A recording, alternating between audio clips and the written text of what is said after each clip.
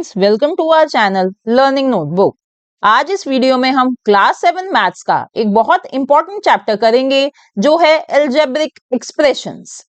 Friends, इस chapter को मैं बहुत ही अच्छे से डिटेल में पढ़ाऊंगी जिससे आपके इस चैप्टर से रिलेटेड जो भी डाउट्स हैं वो बिल्कुल क्लियर हो जाएंगे और आप बहुत ही आसानी से इसके क्वेश्चंस अपने एग्जाम में सॉल्व कर पाएंगे और पूरे नंबर लेके आएंगे। तो आइए शुरू करते हैं। तो सबसे पहले देखते हैं कि इस चैप्टर में हम कौन कौन से टॉपिक्स कवर करेंगे। सबसे पहले हम सीखेंगे कि अलजेब्रिक एक्सप्रेशंस किन्हें कहते हैं, फिर एक्सप्रेशंस की टर्म्स क्या होती हैं हम ये समझेंगे, और फिर टर्म के फैक्टर्स कौन कौन से होते हैं ये पढ़ेंगे, और फिर उस टर्म के कोफिशिएंट क्या होते हैं वो कैसे फाइंड करते हैं ये भी बताऊंगी मैं आपको। उसके बाद फ्रेंड्स मैं आपको समझाऊंगी लाइक एंड अनलाइक टर्म्स, फिर हम पढ़ेंगे मोनोमियल्स, बाइनोमियल्स, ट्राइनोमियल्स और पॉलिनोमियल्स, और आखिरी में हम सीखेंगे how to find the value of an expression. So let's first understand what are algebraic expressions. Expressions are a central concept in algebra.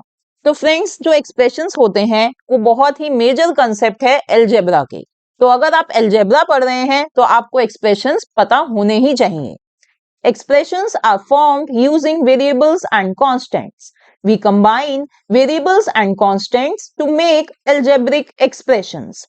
और expressions किन से बनते हैं? दो चीजों से बनते हैं जो मेन चीजें हैं, variables और constants।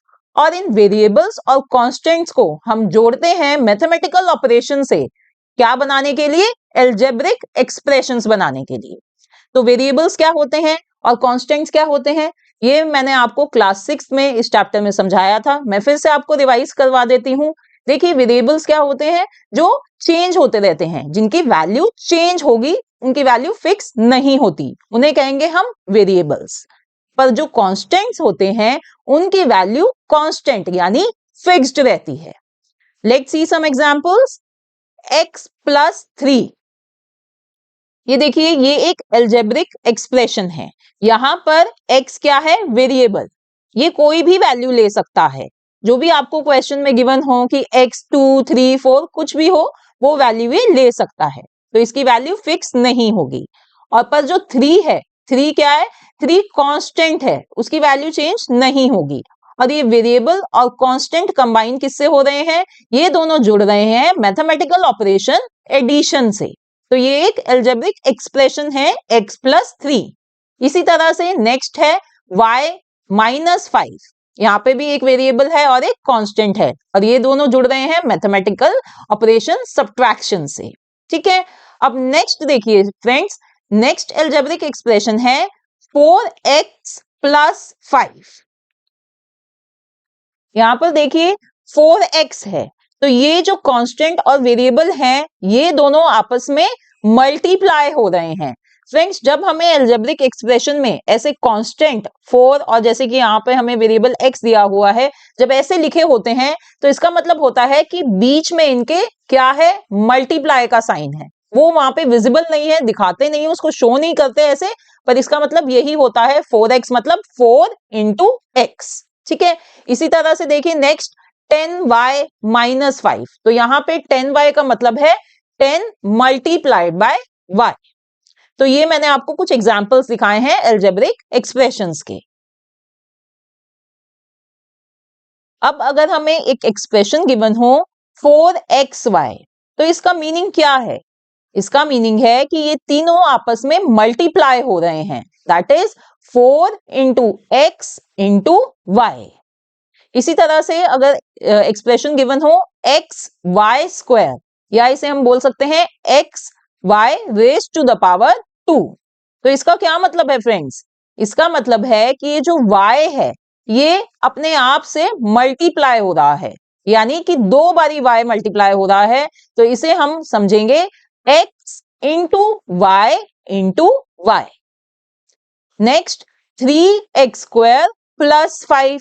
अब यहां पर x क्या है? स्क्वायर, x² गिवन है ना, तो x को हम 2 बारी मल्टीप्लाई करेंगे, तो हम लिखेंगे 3 × x + 5।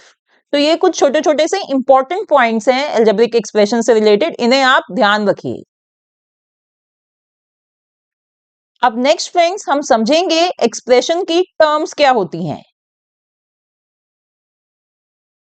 Terms are added to form expressions. Friends ये बात अगर आपको समझ में आ जाएगी कि टर्म्स हमेशा ऐड होती हैं एक्सप्रेशंस को फॉर्म करने के लिए, अगर आपको ये बात समझ में आ जाएगी तो आप इजीली आइडेंटिफाई कर पाएंगे कि एक्सप्रेशन की टर्म्स क्या होती हैं और कितनी होती हैं। आइए इसे हम एग्जांपल्स के थ्रू समझते हैं। अगर एल्जेब्रिक एक्सप्रेशन हमें गिवन है 4x, तो इसमें कितनी टर्म्स हैं हमें ये बताना है। अब देखिए 4x में क्या कुछ ऐड हो रहा है, मैंने ऊपर बताया ना कि टर्म्स हमेशा ऐड होती हैं एक्सप्रेशंस बनाने के लिए, तो क्या 4x में कुछ ऐड हो रहा है?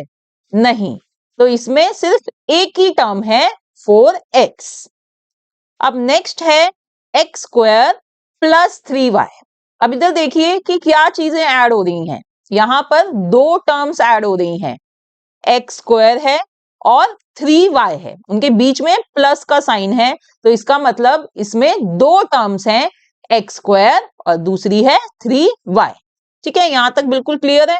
आगे देखिए 5x माइनस 7।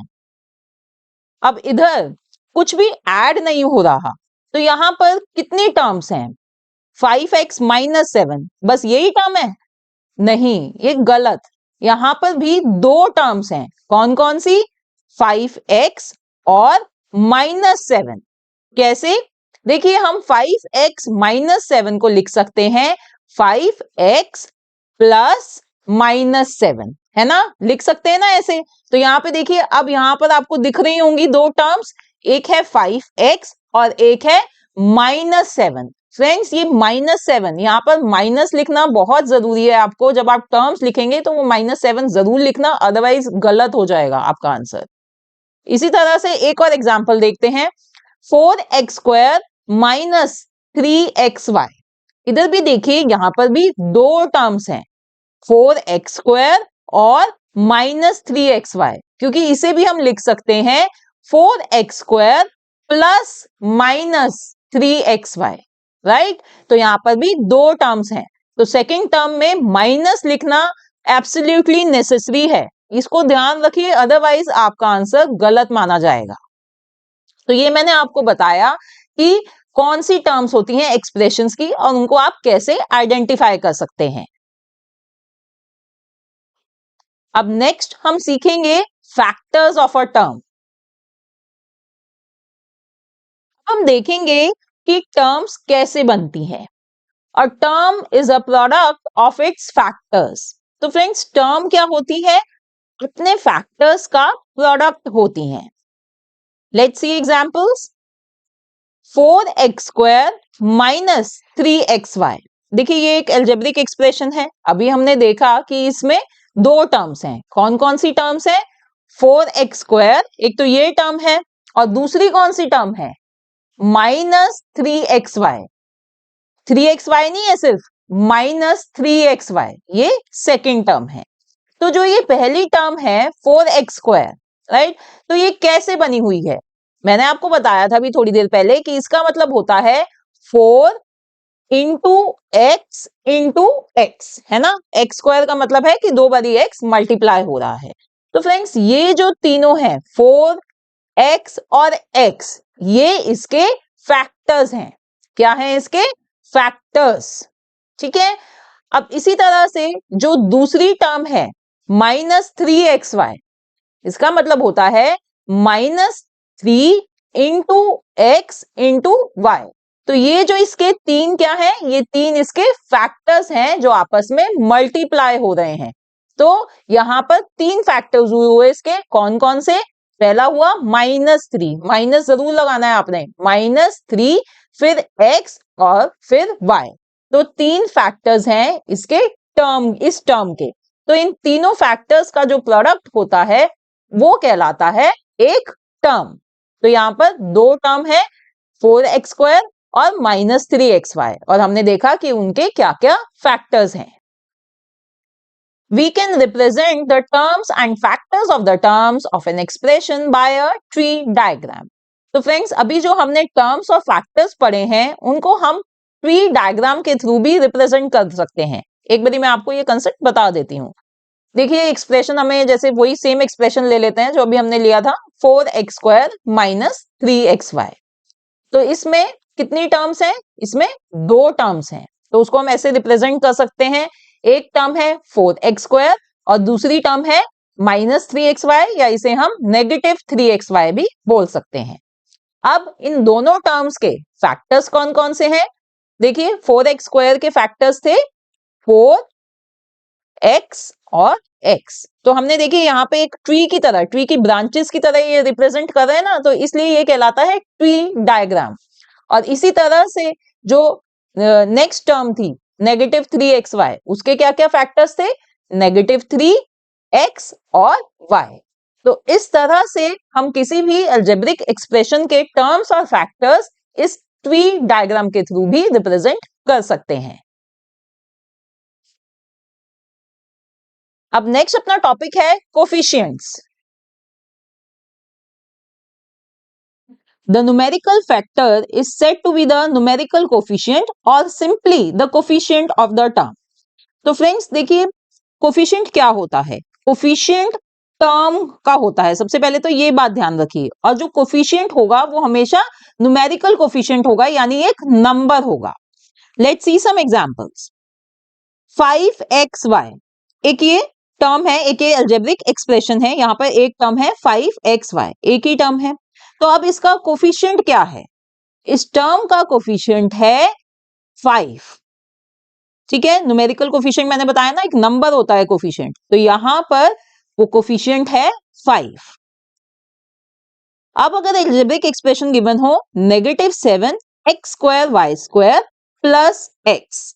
अब यहाँ पे हमें पता है कि 2 टर्म्स हैं, पहली तो एक ये टर्म है और दूसरी टर्म है ये x। तो पहली टर्म का कोएफिशिएंट क्या है? पहले तो ये देखते हैं। यहाँ पे देखिए इसका कोएफिशिएंट है -7। क्या कोएफिशिएंट है इसका? -7। और दूसरी टर्म क्या है? x। अब यहाँ पर तो भाई कोई नंबर, कोई कांस्टेंट लिखा ही नहीं हुआ, तो क्या x का कोई कोएफिशिएंट नहीं है? है फ्रेंड्स, इसका कोएफिशिएंट है 1। क्यों? क्योंकि हम x को लिख सकते हैं 1 इंटू x, है ना, लिख सकते हैं ना। तो याद रखिए कि ऐसे में कोफिशिएंट होता है 1। सो 1 is the coefficient of the term x। तो अभी तक फ्रेंड्स हमने देखा कि जो कोफिशिएंट होता है वो एक टर्म का होता है और वो हमेशा एक न्यूमेरिकल वैल्यू होगी, वो एक नंबर होगा। पर अगर हमें कोफिशिएंट किसी एक पर्टिकुलर वेरिएबल का कोफिशिएंट पूछा गया है तो वहां पर क्या कोफिशिएंट होगा? अब ऐसे क्वेश्चंस हम देखते हैं। Coefficients of x in this expression. अब फ्रेंड्स हमें x का कोफिशिएंट बताना है और हमें ये एक्सप्रेशन गिवन है 8 - 2xy - 3y। तो सबसे पहले तो हमें वो टर्म आइडेंटिफाई करनी है जिसमें x आ रहा होगा। तो यहां पर वो टर्म है ये -2xy या -2xy। तो यहां पर हमें ये टर्म है और इसमें हमें x का कोफिशिएंट बताना है। तो देखिए सबसे पहले तो आप एक बात समझ लीजिए कि यहां पर सिर्फ न्यूमेरिकल वैल्यू जो -2 है वो ही कोफिशिएंट नहीं होगी, उसके अलावा भी कोफिशिएंट होगा। क्या होगा? वो है y। तो यहां पर हमने ऐसा क्यों किया है? क्योंकि हमसे x का कोफिशिएंट पूछा है। तो x का कोफिशिएंट हम ऐसे बताएंगे कि हमने पहले वो टर्म आइडेंटिफाई कर ली जिसमें x आ रहा है और बाकी जो उस टर्म में बचा है वो उसका कोफिशिएंट होगा। बाकी क्या बचा? -2y। तो ये है कोफिशिएंट x का। ठीक है, इसी तरह से और एग्जांपल देखते हैं। Coefficient of y in yz² plus 5। अब इस टर्म में हम सबसे पहले इस अलजेब्रिक एक्सप्रेशन में हम सबसे पहले वो टर्म आइडेंटिफाई करेंगे जिसमें y आ रहा होगा। तो कौन सी टर्म है वो? ये yz²। अब यहां पे हमें y का कोफिशिएंट बताना है, तो हम क्या करेंगे कि y को छोड़कर बाकी जो भी है उसमें उस टर्म में वो उसका कोफिशिएंट कहलाएगा। तो यहां पे y का कोफिशिएंट है z²। नेक्स्ट, कोफिशिएंट्स इन 7y(x² - y। अब इधर देखिए, इस क्वेश्चन में हमें कुछ गिवन नहीं है कि हमें किसके कोफिशिएंट बताने हैं। हमें ऐसा नहीं कहा कि भाई x के कोफिशिएंट बताओ, y के कोफिशिएंट, ऐसा कुछ नहीं दिया। तो जब हमें ऐसे नहीं दिया होता कि हमें किसके कोफिशिएंट बताने हैं, तो इसका मतलब होता है कि हमें न्यूमेरिकल क्वेश्चन कोफिशिएंट बताने हैं। न्यूमेरिकल यानी नंबर वाले कोफिशिएंट बताने हैं, और दोनों ही टर्म्स, जितनी भी टर्म्स है, हर एक के न्यूमेरिकल कोफिशिएंट बताने हैं। तो पहली टर्म है ये 7y(x²), तो इसका कोफिशिएंट क्या हुआ 7। और दूसरी टर्म है -y, राइट, तो इसका कोफिशिएंट क्या होगा -1। याद रखिए नेगेटिव लिखना जरूरी है। तो -1 सेकेंड टर्म का कोफिशिएंट है। तो यहां पर जब मेरे को कुछ भी गिवन नहीं था, तो मैंने दोनों उसके न्यूमेरिकल कोफिशिएंट बताए।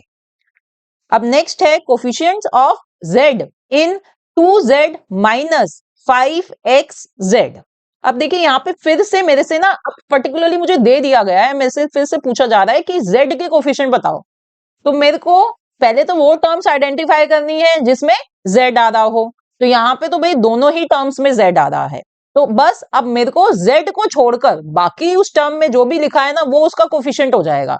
तो पहली टर्म में 2 हो गया कोफिशिएंट, और दूसरी टर्म क्या है मेरी, दूसरी टर्म है -5xz। तो मैंने z हटा दिया और -5x मेरा उसका कोफिशिएंट हो गया। फ्रेंड्स, ये बहुत ही इंपॉर्टेंट कॉन्सेप्ट है कोफिशिएंट का। अगर आपने ये अच्छे से समझ लिया ना, तो आपका इससे रिलेटेड कोई भी क्वेश्चन रॉन्ग नहीं होगा। अब नेक्स्ट हम समझेंगे लाइक टर्म्स और unlike terms. When terms have the same algebraic factors, they are called as like terms. तो फ्रेंड्स, जिन टर्म्स के सेम एल्जेब्रिक फैक्टर्स होंगे, एल्जेब्रिक फैक्टर्स का मतलब है वेरिएबल फैक्टर्स, तो जिन टर्म्स के सेम वेरिएबल फैक्टर्स होते हैं, उन टर्म्स को हम कहते हैं लाइक टर्म्स। और अनलाइक टर्म्स कौन सी होंगी, which have different algebraic factors, यानी जिन टर्म्स के डिफरेंट वेरिएबल फैक्टर्स होते हैं, वो टर्म्स कहलाती हैं अनलाइक टर्म्स। फॉर एग्जाम्पल, एक ये अलजेब्रिक एक्सप्रेशन है 2xy - 3x + 5xy - 4। तो इधर देखते हैं कि कौन सी लाइक टर्म्स हैं और कौन सी अनलाइक टर्म्स। अब इधर देखिए, यहां पर दो टर्म्स हमें दिख रही हैं जिनके सेम वेरिएबल्स हैं। कौन कौन सी हैं वो दो टर्म्स, ये 2xy और 5xy। तो ये दोनों हैं लाइक टर्म्स। पर अगर हम 2xy और -3x की बात करें, तो इन दोनों के जो वेरिएबल्स हैं वो अलग अलग हैं। उसमें xy है, राइट, 2 में xy है और यहां पर सिर्फ x ही है। तो ये दोनों कहलाएंगी अनलाइक टर्म्स। अब इसी तरह से अगर हम 5xy और -4 को कंपेयर करें, तो ये दोनों भी अनलाइक टर्म्स हैं। क्यों? क्योंकि एक में तो वेरिएबल्स हैं और एक में वेरिएबल है ही नहीं, एक सिर्फ कांस्टेंट है। तो ऐसी टर्म्स भी अनलाइक टर्म्स ही कहलाएंगी। In the same way, if we compare -3x and -4, तो यहां पर ये दोनों भी अनलाइक टर्म्स हैं, क्योंकि एक में वेरिएबल है और एक में वेरिएबल नहीं है। ठीक है फ्रेंड्स, अब हम सीखेंगे monomials, binomials, trinomials and polynomials. An expression with only one term is called a monomial. तो फ्रेंड्स, जिस एक्सप्रेशन में सिर्फ एक ही टर्म हो, उस एक्सप्रेशन को कहा जाता है मोनोमियल। अभी हमने काफी सारे ऐसे एक्सप्रेशंस अभी हम देखते आए हैं, जैसे कि 7xy, -5x, 3z², 4। तो ये जितने भी ये चारों एक्सप्रेशंस हैं फ्रेंड्स, यहां पर सिर्फ एक ही टर्म है, कोई दूसरी टर्म है ही नहीं। तो इन एल्जेब्रिक एक्सप्रेशंस को हम कहेंगे मोनोमियल्स। क्या कहेंगे? Monomials. An expression with 2 unlike terms is called a binomial. हाँ, देखिए, जो एक्सप्रेशन, जिस एक्सप्रेशन में दो अनलाइक टर्म्स हो। हाँ, ये बात ध्यान रखिए कि जो टर्म्स होंगी वो अनलाइक होंगी। तो दो अनलाइक टर्म्स हो जिस एक्सप्रेशन में, वो एक्सप्रेशन कहलाएगा binomial. Let's see some examples. 7x plus y। तो यहाँ पे देखिए इस एक्सप्रेशन में दो अनलाइक टर्म्स हैं, है ना। 7x है और y है, दोनों ही अनलाइक टर्म्स हैं, दोनों के वेरिएबल फैक्टर्स अलग अलग हैं। तो वो ये क्या हुई, ये हुई बाइनोमियल। इसी तरह से x माइनस 5, यहां पे भी ये दोनों अनलाइक टर्म्स हैं, तो ये भी एक बाइनोमियल हुआ। ऐसे ही z स्क्वायर प्लस x, ये भी एक बाइनोमियल है, दो अनलाइक टर्म्स हैं। अब एक और एक्सप्रेशन है x square plus 3x square. Friends, क्या ये बाइनोमियल है? नहीं, क्योंकि ये जो दो टर्म्स हैं ये लाइक टर्म्स हैं, दोनों के वेरिएबल फैक्टर्स सेम हैं, तो ये बाइनोमियल नहीं हुआ। जब ऐसा एक्सप्रेशन हो फ्रेंड्स, तो ये जो लाइक टर्म्स हैं यहाँ पर ये ऐड हो जाएंगी, क्योंकि प्लस का साइन है बीच में, तो ये दोनों टर्म्स ऐड हो जाएंगी और ये एक्सप्रेशन बन जाएगा 4x स्क्वायर। तो ये क्या एक्सप्रेशन हुआ? ये सिर्फ मोनोमियल हुआ, ये बाइनोमियल नहीं है। तो इसलिए यहाँ पे एक पॉइंट जो है याद रखने का वो यही है कि दो अनलाइक टर्म्स होंगी जब भी वो एक्सप्रेशन कहलाएगा binomial. Now, what are trinomials? An expression with three unlike terms is called a trinomial. तो जिस एक्सप्रेशन में तीन अनलाइक टर्म्स होती हैं वो कहलाता है trinomial. For example, x plus y plus 8।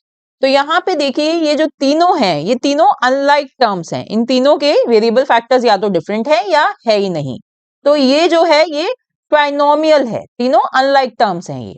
इसी तरह से 3x square minus 5x minus 4, ये भी तीनों अनलाइक टर्म्स हैं, तो ये ट्राइनोमियल है। अब एक अलजेब्रिक एक्सप्रेशन है 5x प्लस 9 प्लस x। और फ्रेंड्स इधर हमें तीन टर्म्स दिखाई दे रही हैं, पर क्या ये तीनों टर्म्स अनलाइक टर्म्स हैं? ध्यान से देखिए, नहीं, ये तीनों अनलाइक टर्म्स नहीं है। यहाँ पे हमें 5x और x ये दो लाइक टर्म्स दिखाई दे रही हैं, तो ये दोनों मिलकर ऐड होंगी और ये बन जाएंगी 6x और फिर हम लिखेंगे प्लस 9। तो देखिए अब जो ये है टर्म, ये जो एक्सप्रेशन है 6x प्लस 9, यहाँ पर दो टर्म्स हैं, दो अनलाइक टर्म्स हैं, तो ये जो एक्सप्रेशन है ये है बाइनोमियल, नॉट अ ट्राइनोमियल। तो ये चीज ध्यान रखिए, वही चीज है कि भाई वहां पे तीन अनलाइक टर्म्स होनी चाहिए। सिर्फ तीन टर्म्स देख के आप उसको ट्राइनोमियल नहीं कह सकते, तीन अनलाइक टर्म्स होंगी जब भी वो एक्सप्रेशन कहलाता है trinomial. Now, what are polynomials? An expression with one or more terms is called a polynomial. तो फ्रेंड्स, किसी भी एक्सप्रेशन में अगर एटलीस्ट एक टर्म है तो वो कहलाता है पॉलिनोमियल। तो इसका मतलब मोनोमियल्स, बाइनोमियल्स, ट्राइनोमियल्स ये सभी होते हैं पॉलिनोमियल्स। ठीक है। अब फ्रेंड्स हम सीखेंगे कि हम किसी भी एक्सप्रेशन की वैल्यू कैसे फाइंड कर सकते हैं। Question is, find the value of 100 minus 10 x cube for x equals to 2. तो देखिए एक्सप्रेशन की वैल्यू फाइंड करने का क्या मतलब है। इसका मतलब है कि अगर हमें कोई ऐसा एक्सप्रेशन गिवन है, जैसे कि यहाँ है 100 माइनस 10 एक्स क्यूब, तो इस एक्सप्रेशन की हमें वैल्यू फाइंड करनी है। अगर x क्या है, 2 है, तो x की जगह हमें 2 पुट करना है और इस एक्सप्रेशन को हमें सॉल्व करना है और उसकी वैल्यू बतानी है। तो सबसे पहले तो हम x की जगह 2 लिख लेंगे। तो जब x की जगह 2 लिखा तो इसका मतलब बन गया कि भाई मेरे को 2 को 3 लिखा है ना, 2 रेज़ टू द पावर 3 है, तो यानी मेरे को अब 2 को 3 बारी मल्टीप्लाई करना है। ठीक है, इसका ये मतलब हुआ। अब देखिए जब आपके पास ये फॉर्म आ गई तो आपको कुछ याद आ रहा है इस फॉर्म को देख के? इसका मतलब कि आपको अब क्या करना है, इसको वैसे ही सॉल्व करना है जैसे आप बॉडमास के क्वेश्चन सॉल्व करते थे। जब हमें एक्सप्रेशन सॉल्व करना मैंने आपको सिखाया था यूजिंग बॉडमास, तो बस अब वही आपको बॉडमास का कंसेप्ट लगाना है और इस एक्सप्रेशन को सॉल्व करना है। तो हम सबसे पहले इधर क्या सॉल्व करेंगे, यस, सबसे पहले हम इस पावर को 2 रेज़ टू द पावर 3 को सॉल्व करेंगे। तो इसका मतलब है हम करेंगे 2 into 2 into 2 which is equals to 8। तो अब मेरे पास ये आ गया है 100 माइनस 10 इंटू 8। तो बॉड मास में अब नेक्स्ट चीज हम क्या करते थे, हम करते थे multiply, M is for multiplication. तो हम इधर 10 इंटू 8 करेंगे जो होता है 80। अब क्या रह गया हमारे पास 100 minus 80 which is equals to 20। बस ये इतना ही करना होता है, ये बहुत आसान होता है। एक जो इंपॉर्टेंट पॉइंट इधर यही होता है कि आपको एक्सप्रेशन बॉड मास की हेल्प से सॉल्व करना होता है। जो बॉड मास हमने चैप्टर पढ़ा था, अगर आपने नहीं देखी है वो मेरी वीडियो, तो फ्रेंड्स उस वीडियो को जरूर देखिए, क्योंकि आपको बॉड मास का कंसेप्ट क्लियर होना चाहिए, जब भी आप एक्सप्रेशन की वैल्यू फाइंड कर सकते हैं। आइए और कुछ क्वेश्चन सॉल्व करते हैं ऐसे ही। Find the value of 5n square plus 5n minus 2 for n equals to -2। अब देखिए फ्रेंड्स, यहां पर हमें जो n की वैल्यू गिवन है वो नेगेटिव गिवन है -2, राइट। तो ऐसे क्वेश्चंस को फ्रेंड्स हमें बहुत ही केयरफुली सॉल्व करना होता है, नहीं तो हम उसको गलत सॉल्व कर देते हैं। तो इससे कैसे करेंगे आइए देखते हैं। तो यहाँ पे सबसे पहले तो मैं n की वैल्यू जो है वो -2 लिख दूंगी। पर फ्रेंड्स -2 को लिखने के लिए मैंने उसको देखिए ब्रैकेट्स में लिखा है। अदरवाइज क्या होगा कि मल्टीपल ऑपरेशंस हैं, मल्टीप्लाई हो रहा है फिर माइनस हो रहा है, तो वो बड़ा कंफ्यूजिंग हो जाता है। तो हमें जिससे कि समझ में आए कि क्या करना है, तो मैंने वो वैल्यू उसकी जो माइनस में है उसको ब्रैकेट्स में लिखा है। तो मैंने उसको लिख दिया 5 into -2 raise to the power 2, और फिर एज इट इज आगे भी मैंने n की वैल्यू को -2 ब्रैकेट्स में लिख दिया है। तो अब आपको देखिए बहुत ही आसान लग रहा होगा ये देखना कि बिल्कुल ऐसे ही फॉर्म में जैसे हमें अलजेब्रिक एक्सप्रेशन गिवन है n स्क्वायर की फॉर्म में, वैसे ही दिख रहा है अब राइट हैंड साइड भी हमें, है ना। बस हमने n की वैल्यू को -2 लिख दिया है। अब इसको हम सॉल्व करेंगे। कैसे सॉल्व करेंगे? बॉड मास यूज करके। तो पहले हम क्या सॉल्व करेंगे? पहले हम ये पावर सॉल्व करेंगे। तो -2 रेज टू द पावर 2 का मतलब हुआ -2 इंटू -2, वो क्या होता है 4। ठीक है, तो मैंने इधर नीचे 4 लिख दिया है, बाकी सारा मेरा अलजेब्रिक एक्सप्रेशन सेम लिखा है मैंने नीचे। अब नेक्स्ट क्या करना होता है हमें बॉड मास में? m यानी मल्टीप्लीकेशन। तो यहां पर मेरे को दो मल्टीप्लीकेशन दिख रहे हैं, तो हम दोनों सॉल्व कर लेते हैं। पहला है 5 इंटू 4 जो होता है 20, और दूसरा है 5 इंटू -2, वो क्या होगा? वो होगा -10। तो मैंने यहां पे लिख लिया है। तो अब मेरे पास बचा एक्सप्रेशन 20 -10 -2। अब देखिए यहां पर आपको दो सब्ट्रैक्शन के साइन, दो माइनस के साइन दिख रहे हैं। तो यानी अब आपको क्या करना है? क्या आप करेंगे 10 -2 इक्वल्स टू 8 लिखेंगे, या आप 20 -10 इक्वल्स टू 10 लिखेंगे? बताइए। यस फ्रेंड्स, जब हमें ऐसा होता है कि हमें दो साइन ऐसे दिख रहे हैं, तो आप जब सब्ट्रैक्शन कर रहे हैं तो आप लेफ्ट हैंड साइड से ही शुरू करेंगे। अगर आपने पहले 10 -2 कर दिया ना, तो वो आपका आंसर आखिरी में गलत आने वाला है, ये मैं लिख के दे रही हूं आपको।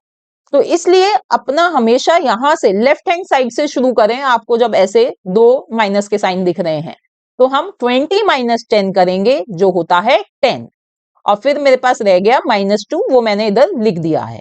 आप इसको ऐसे भी याद रख सकते हैं कि आपको पॉजिटिव वैल्यू में से 20 जो एक पॉजिटिव नंबर है, पॉजिटिव वैल्यू में से आपको नेगेटिव वैल्यू सब्ट्रैक्ट करनी है। तो इसी तरह से आप उसको सॉल्व करते रहिए। अब अभी भी देखिए 10 -2 क्या है?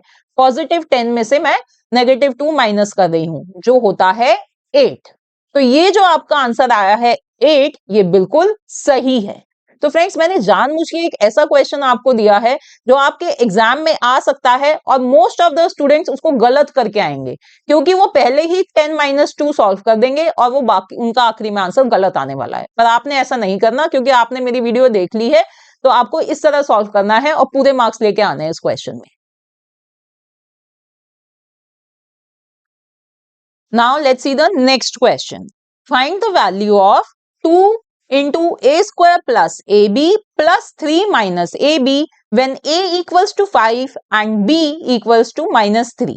अब फ्रेंड्स देखिए ये जो एक्सप्रेशन है ये थोड़ा सा और कॉम्प्लिकेटेड हो गया है, क्योंकि यहाँ पे दो वेरिएबल्स हैं और हमें दोनों वेरिएबल्स की वैल्यू दी हुई है, और वो भी एक की पॉजिटिव वैल्यू और एक की नेगेटिव वैल्यू दी हुई है। A की 5 दी हुई है और B की -3 दी हुई है, तो इसको भी हम बड़े ध्यान से सॉल्व करने वाले हैं और बहुत अच्छे से हम लिखेंगे, जिससे कि टीचर को भी समझ में आए कि आपने क्या लिखा है और वो आपको पूरे मार्क्स देते हुए बिल्कुल भी ना कतराए। ठीक है, टीचर को समझ में आना चाहिए कि आपने क्या लिखा है, क्या रिप्रेजेंट करना चाह रहे हो आप। तो इसलिए यहाँ पर हमने A की वैल्यू 5 लिख दी है। ठीक है, ए स्क्वायर में मैंने 5 स्क्वायर लिख दिया है और ए बी में यानी a इंटू बी लिखना है, तो मैंने 5 इंटू ब्रैकेट में मैंने लिखा है -3। आपको भी ऐसे ही लिखना है ब्रैकेट में। ठीक है, नहीं तो क्या होता है कि जब इतने सारे ऑपरेशंस होते हैं ना, तो उनको समझना मुश्किल होता है, आप ही गलत कर देंगे उसको, आपको ही नहीं समझ में आएगा कि करना क्या है। तो इसलिए नेगेटिव वैल्यूज को आपने ऐसे ब्रैकेट्स में ही लिखना है। फिर आगे भी जब 3 माइनस ए बी है, तो मैंने ए बी को ऐसे 5 इंटू -3 लिख दिया है। Now we are going to solve this expression. तो सबसे पहले बॉड मास में हमें क्या करना होता है, ब्रैकेट सॉल्व करना होता है। तो इधर हमें एक ही ब्रैकेट गिवन है, तो इसको हम सॉल्व करेंगे पहले। तो यहाँ पे इस ब्रैकेट में देखिए, यहाँ पे हम क्या पहले सॉल्व करेंगे, इसमें हम पहले सॉल्व करेंगे ये पावर। तो हम करेंगे 5 into 5 which is equals to 25। ठीक है, और फिर बॉड मास में नेक्स्ट क्या सॉल्व करना होता है हमें, मल्टीप्लीकेशन। तो यहाँ पे हम करेंगे 5 into -3 which is equals to -15। ठीक है, बाकी जो एक्सप्रेशन है वो मेरा एज इट इज मैंने यहाँ लिख लिया है। अब इस ब्रैकेट में क्या रह गया मेरे पास, 25 प्लस -15। तो अब मेरे को बस इसको क्या करना है, ऐड करना है। तो 25 प्लस माइनस क्या बन जाएगा, माइनस, यानी 25 माइनस 15 वो क्या होता है, 10। ठीक है, तो अब मेरा ब्रैकेट खुल गया है, मेरा ब्रैकेट सॉल्व हो चुका है। तो ये मेरा एक्सप्रेशन ये रह गया। अब देखिए ये पूरा एक्सप्रेशन है, राइट, एक एक्सप्रेशन है। तो फिर से मैं इस पे बॉड मास अप्लाई करूंगी। तो पहले मैं क्या करूंगी, मल्टीप्लाई। तो यहाँ पे दो बारी दो चीजें मल्टीप्लाई हो रही हैं, हम दोनों को मल्टीप्लाई कर लेते हैं। 2 इंटू 10 इज 20 और फिर दूसरा है -5 into -3 which is equals to +15। ठीक है, मैंने दोनों मल्टीप्लाई को एक साथ कर लिया है। बस अब हम इन तीनों नंबर्स को हमें ऐड करना है, तो हमें अपना आंसर मिल गया है 38। तो फ्रेंड्स, ये जो एक्सप्रेशंस की वैल्यू फाइंड करना होता है, ये बहुत आसान होता है। बस आपको बहुत केयरफुली करनी होती है कैलकुलेशंस। पहला तो आपको ये बात ध्यान रखिए कि केयरफुली आप वेरिएबल्स की वैल्यू लिखें। फिर जो नेगेटिव वैल्यू अगर गिवन है वेरिएबल की, तो उसको आपको ब्रैकेट में लिखना है। और तीसरी बात आपको ध्यान रखनी है कि आपने बॉड मास यूज करके ही इनको सॉल्व करना है। ठीक है।